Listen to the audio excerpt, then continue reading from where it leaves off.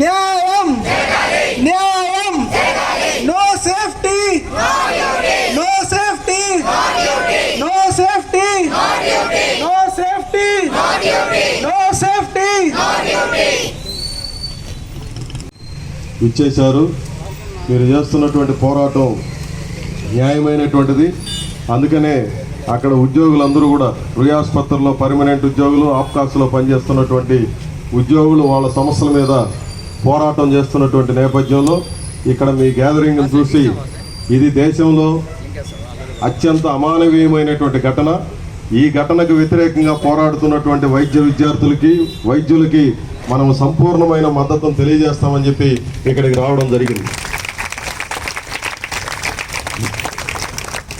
దురదృష్టం ఏంటంటే దేశంలో ఈ జరిగినటువంటి ఘటన పట్ల జరుగుతున్న చర్చ లేదంటే పశ్చిమ బెంగాల్ రాష్ట్రం ప్రభుత్వం వ్యవహరిస్తున్నటువంటి తీరు చాలా అమానవీయమైనటువంటి పద్ధతిలో ఉంది. వాస్తవంగా నేను ఈ ఘటన జరిగిన రోజు కలకటాలోనే ఉన్నాను. మా general council meeting, all India general council meeting జరుగుతూ ఉంది. అదే రోజున ఆ ముందు రోజు రాత్రి పశ్చిమ బెంగాల్ మాజీ ముఖ్యమంత్రి బుద్ధదేవ్ భట్టాచార్య గారు చనిపోయారు.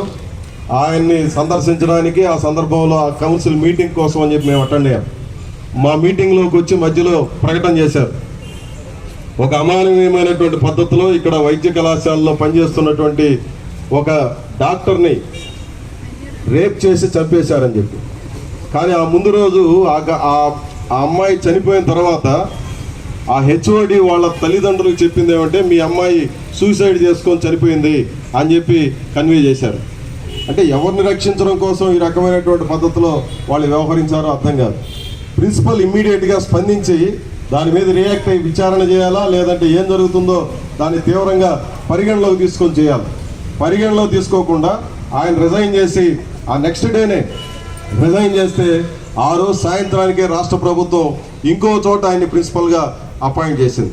అంటే దీని అర్థం ఏంది? ఒకడేమో ఆత్మహత్య చేసుకుందని చెప్పి తల్లిదండ్రులకు సమాచారం ఇస్తారు, ఇంకొకతనేమో దీనికి నైతిక బాధ్యత వహించి ఇమ్మీడియట్గా ఏం చేయాలనో అవన్నీ చేయకుండా రిజైన్ చేసి వెళ్ళిపోతాడు. వారికి వేరే చోట ఉద్యోగం ఇస్తారు. ఏ మానవత్వం కాదు, కళ్ళున్నటువంటి ఏ మనిషి చూసినా అది అటెంప్ట్ మర్డరు, అదే మాదిరి రేప్ అనేది చాలా స్పష్టంగా అర్థమవుతుంది. ఆమెకు తగిన గాయాలు కానీ, ఆమె పడి ఉన్న తీరు కానీ అవన్నీ కూడా మనం గమనిస్తే ఇది హత్య, ఇమ్మీడియట్గా తెలిసేది ఇది హత్య అని చెప్పి తెలుస్తుంది. ఆ తర్వాత రేపు జరిగిందా లేదా అనేది పరిశీలనలో తెలుస్తుంది. కానీ చూసే ఏ మనిషికైనా ఇది తెలుస్తుంది. కానీ అట్లాంటి దాన్ని ఆత్మహత్య అని చెప్పి ప్రచారం చేయడం అంటే దానికి ఉన్నటువంటి బాధ్యత రాహిత్యం ఏ రకంగా ఉందో తెలుస్తుంది. ఇదొక్కటే కాదు, ఆ అమ్మాయి సెమినార్ హాల్లో పోయి పడుకున్నది. ఎంత దౌర్భాగ్యమైనటువంటి పరిస్థితి ఉందో మెడికల్ కాలేజీలో దీన్ని బట్టి అర్థం చేసుకోవాలి. అక్కడ ఏ రకమైనటువంటి ఆథరైజేషన్ లేనటువంటి వ్యక్తులంతా కూడా దాంట్లో తిరుగుతూ ఉంటారు. అక్కడ మళ్ళీ పోలీస్ ఇక్కడ ఉన్నట్టుగానే ఒక పోలీస్ పికెట్ ఉంటుంది. అదే మాదిరి చాలామంది పెద్ద మనుషులంతా కూడా అక్కడే ఉంటారు. వందల సంఖ్యలో కాదు, వేల సంఖ్యలో అక్కడ రోగులు ఉంటారు, స్టాఫ్ ఉంటారు. అట్లాంటి చోట ఎంత అమానవీయమైనటువంటి ఘటన జరిగిందని అంటే సమాజంలో ఏ రకమైనటువంటి పరిస్థితి ఉంది? ఆ రేప్ చేసినటువంటి వాడిగా ఎవరైతే చెప్తున్నారో అతను ఆ రోజు అర్ధరాత్రి అక్కడికి వెళ్ళినట్టుగా సీసీ కెమెరాల్లో రికార్డ్ అయింది. అతను బ్లూటూత్ తగిలించుకొని ఉంటే పోయేటప్పుడు బ్లూటూత్ ఉంది, వచ్చేటప్పుడు బ్లూటూత్ లేదు. ఆమె శవం పక్కనే బ్లూటూత్ పడి ఉందని చెప్పి ఆ బ్లూటూత్ మెటీరియల్ దొరికింది. దాన్ని మ్యాచ్ చేస్తే మ్యాచ్ అయింది. ఆ అమ్మాయి గట్టిగా రక్కి వాటన్నిటి మీద చేస్తే ఆ చర్మం, అదే మాదిరి బ్లడ్ శాంపిల్స్, చర్మం అవన్నీ కూడా షూట్ అయినాయి. వీడు ఒక్కడే ఈ రకమైనటువంటి చేశాడని చెప్పి వాడిని అప్పటికప్పుడు అరెస్ట్ చేసి వాడిని జైలుకి పంపించారు. కానీ ఆ తర్వాత పరిస్థితి చూస్తే ఆ అమ్మాయి 150 గ్రామ్స్ సెమను ఆ అమ్మాయి దీంట్లో దొరికింది. అంటే ఒక మనిషి సాధ్యమయ్యే పని కాదు అది. కాబట్టి ఇది ఒక గ్యాంగ్ రేప్ జరిగిందని చెప్పి వాళ్ళ తల్లిదండ్రులు చెప్పారు. ఆ తర్వాత పోస్ట్ మార్టం రిపోర్ట్లో వచ్చింది. అంటే ఒక ఆసుపత్రిలో లేదా వైద్య కళాశాలలో అక్కడ వేలాది మంది ఉన్నటువంటి చోట గ్యాంగ్ రేప్ జరగడం అంటే ఎంత అమానవీయమైనటువంటి పరిస్థితి నెలకొందో దీన్ని బట్టి మనకు అర్థమవుతుంది. ఆ ఒక వైద్యురాలని కాదు, మహిళలకి ఈ దేశంలో ఉన్నటువంటి గౌరవం ఏ రకంగా ఉందో మనకు చాలా స్పష్టంగా కనిపిస్తా ఉంది. ఇదొక్కటే కాదు, మణిపూర్లో జరిగినటువంటి ఘటన వేలాది మంది సమక్షంలో ఒక మహిళని 25 ఏళ్ల వయసు కూడా నిన్నటువంటి ఒక మహిళని బట్టలోడు తీసి కిలోమీటర్ల దాకా నడిపించారంటే ఈ దేశంలో ఏ రకమైనటువంటి దౌర్భాగ్యం నెలకొని ఉందో మన కళ్ళరు కట్టినట్టుగా కనిపిస్తాం.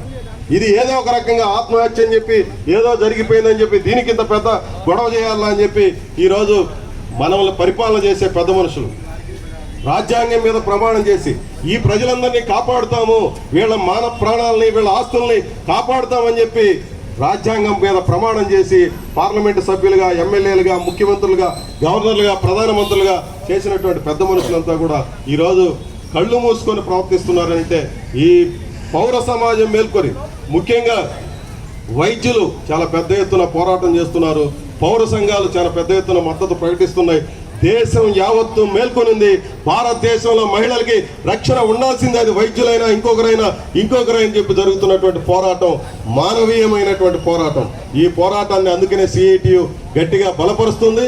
మీరు చేస్తున్నటువంటి పోరాటం న్యాయమైంది. మనకు అవసరమైనటువంటి అన్ని రకాల భద్రతలు కల్పించాలి. ఇంత మునుపు రక్షించే చేతులు ఇవి, దాంట్లో ఏమాత్రం సందేహం లేదు. రక్షించే చేతులు ఈ దేశం కాపాడుకోవాల్సినటువంటి అవసరం ఉంది. అది వీళ్ళు వాళ్ళు అన్నటువంటి తేడా లేదు. 140 కోట్ల మంది ప్రజల యొక్క అవసరం ఇదని చెప్పి మేము భావిస్తున్నాం. దాంట్లో భాగంగానే మీకు అందరికీ మద్దతు ప్రకటించడానికి వచ్చాను. నేను మిమ్మల్ని అందరినీ పేరు పేరున అభినందిస్తున్నాను. సిఐటి మీ తరపున సంపూర్ణమైన మద్దతును తెలియజేస్తున్నాను. సెలవు, నమస్కారం మిత్రులారా.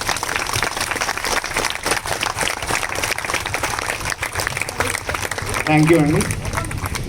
సపోర్ట్ చేయడానికి మనకు doctor Kireeti sir, professor department of paediatrics, and Rojaramani madam from department of surgery they came.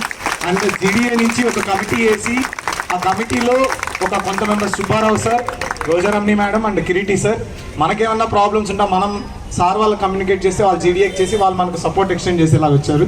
Thank you sir. Now I request Kireeti sir to speak about few words.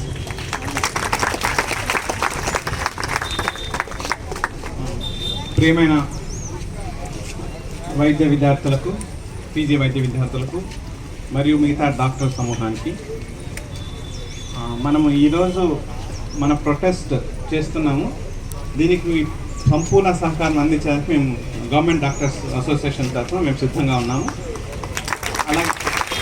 అలాగే మన సమస్యలను హైయర్ అథారిటీకి రిప్రజెంట్